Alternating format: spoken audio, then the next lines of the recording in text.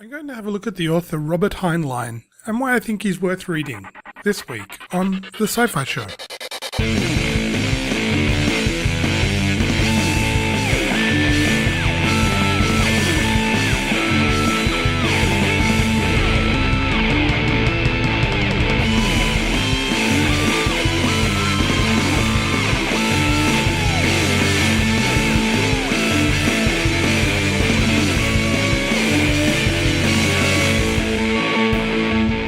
The author Robert Heinlein is regarded as one of the big three science fiction writers, alongside Isaac Asimov and Arthur C. Clarke, and I've enjoyed, even if I haven't always agreed, with everything of his that I've read, and I thought it would be interesting to concentrate on a few of those, and why I think they're worth reading. Robert Heinlein changed his mind on a number of things over the course of his lifetime, and went from a man who assisted the socialist Upton Sinclair in his run for government of California to a man who later worked for the Goldwater campaign and is quoted as saying, "I don't trust a man who talks about ethics when he's picking my pocket. But if he's acting in his own self-interest and says so, I've usually been able to work out some way to do business with him." He started out early politically as a socialist, but moved to a more libertarian mindset as he matured, and also embraced a libertine sexual ethic. You can see his thought changing from his earlier works to his later works. One of the criticisms of Heinlein was that he could be somewhat preachy in his writing, with long passages of dialogue that outline why he thinks something is, in particular, a good or a bad idea. Personally, I don't mind this aspect of his writing, and it's actually one of the parts I quite like. Heinlein is also known for coining a few new words, or at least making them more popular. He is credited with coining the words grok and Waldo, as well as popularising the term Space Marine and the acronym TANSTUFFLE, which stands for There Ain't No Such Thing as a Free Lunch. Some of Heinlein's works that I found most interesting and thought-provoking are For Us the Living, A Comedy of Customs, Stranger in a Strange Land, Starship Troopers, and The Moon is a Harsh Mistress. I'm sure everybody will have their favourites, but those are mine. The first of these, For Us the Living, was published in 1938 and tells the story of Perry Nelson, who dies in 1939 and next finds himself in 2086. The book largely consists of a series of lectures as Perry learns about the new world he finds himself in. I was never sure what to make of all the ideas in For Us the Living, but there are some interesting ones, and it reminds me of the works and writing style of the ancient pagan philosophers. Not in terms of content as such, but the ancients liked to write in the same sort of conversational style. There are a few economic ideas that strike me as a little batty, but still good food for thought. He also paints the vision of a radically secular society that turns in that direction after throwing off the shackles of a strongly theocratic government.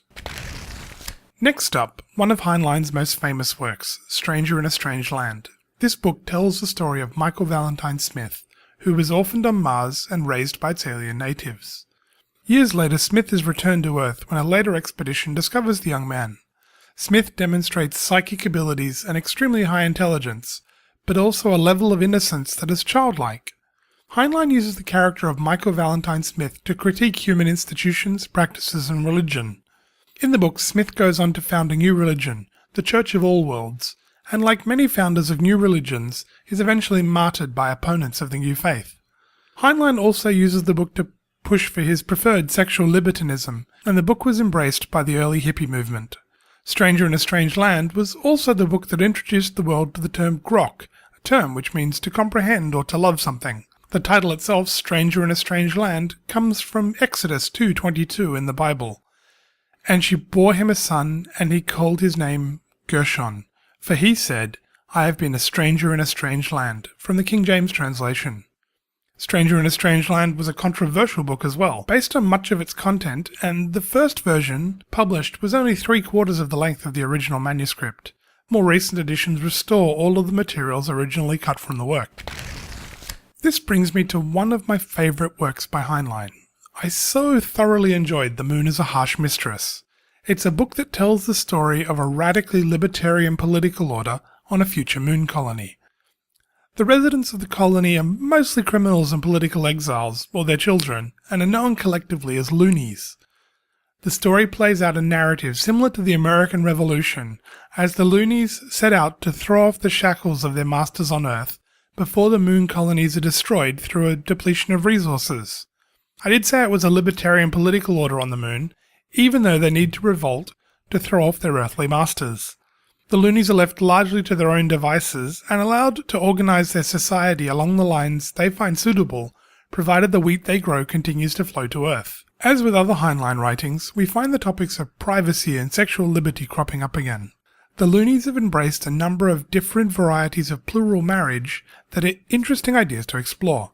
They certainly make for a strange set of arrangements, but excellent food for thought. One of the reasons I found The Moon is a Harsh Mistress so memorable, apart from the unusual familial arrangements, is for the debates and ideas it chronicles as the loonies, now free, seek to set up their own government.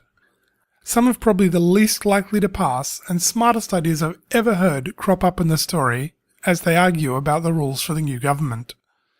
The first of these is the idea that perhaps whatever money the government wants to spend must come out of the politicians' own pockets or otherwise be raised through non-coercive means, rather than the more usual taxation route. A radical idea surely, but I find it difficult to conclude that the idea doesn't potentially have a lot of merit to it. The other radical government idea that so won me over was the simple suggestion that all laws require a 2/3 supermajority to pass, but only a 1/3 minority to repeal.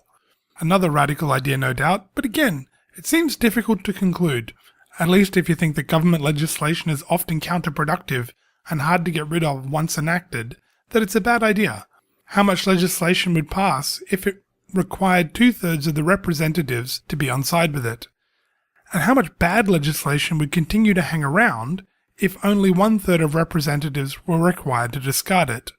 I hadn't encountered these thoughts before, but ever since reading them, they have always struck me as profoundly good ideas, even if they're likely to be politically impossible to execute without starting a government over from scratch. A man can dream, though. The Moon is a Harsh Mistress is also replete with regular cries of "Tunstuffle." Heinlein didn't coin the term, but this work is responsible for popularizing it, and the free lunch it refers to was the 19th century practice American bars had of offering a free lunch to anybody who purchased drinks in the establishment.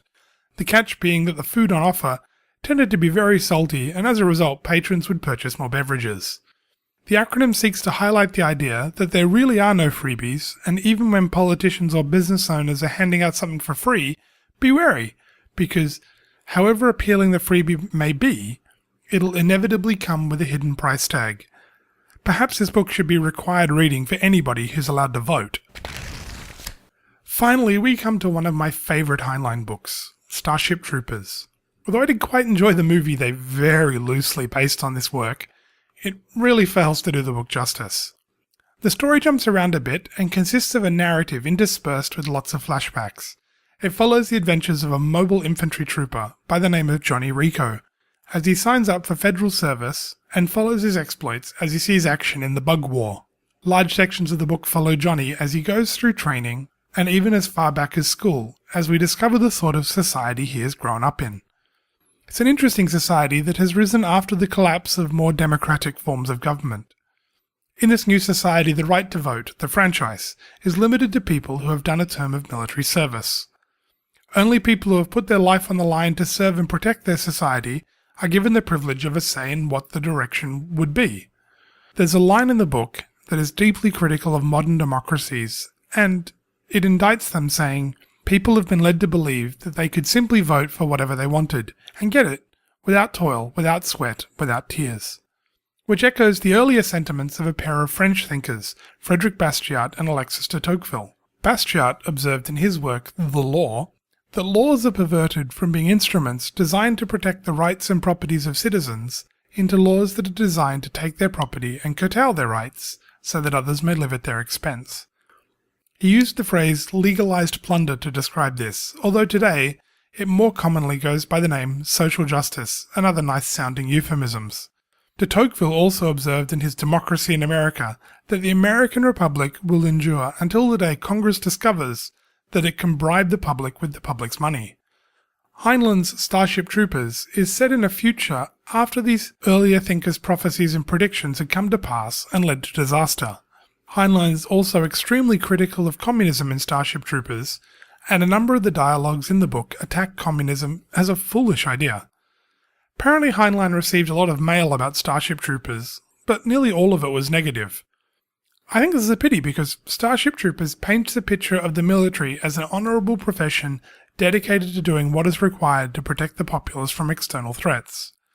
It's been accused of glorifying war, but I never thought the book did that. Ironically, another author of really excellent military science fiction, Joe Haldeman, is the one who levelled the critique. Whatever its faults, this is one of my favourite Heinlein books. I hope you have found this overview of the author Robert Heinlein and his works informative, and I hope you'll enjoy his works as much as I have. You can find more information and links to purchase his works in the show notes on scifishow.com. I can be reached with comments via the sci-fi show at gmail.com. You can leave comments in the show notes at scifishow.com, and you can also leave comments on our Facebook page, facebook.com/sci-fi show. If there's a topic you would like me to look into, please don't hesitate to ask. Let me know what you think.